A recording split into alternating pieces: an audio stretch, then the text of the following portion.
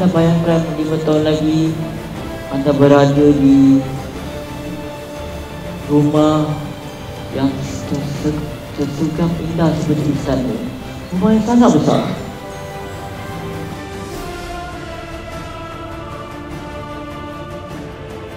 Apa yang saya cuba bayangkan lagi 5 tahun ataupun masa depan akan datang, yang saya nampak dengan jelas ni bahawa adalah saya menjadi seorang yang luar biasa, mempunyai kekayaan yang sangat banyak.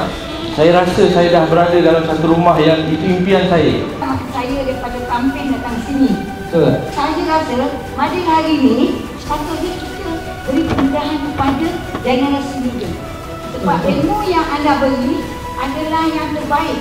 Saya mengagum dengan anda kerana anda seorang yang begitu gigih.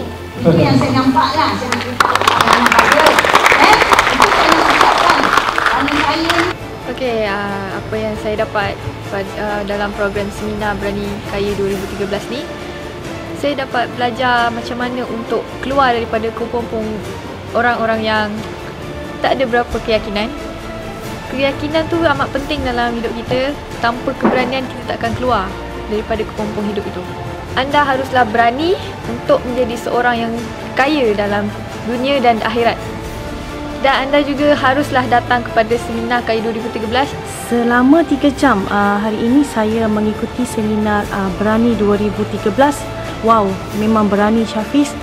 Good job untuk anda. Memang banyak sangat ilmu yang saya dapat hari ini. Ilmu yang sangat bermanfaat untuk kita semua.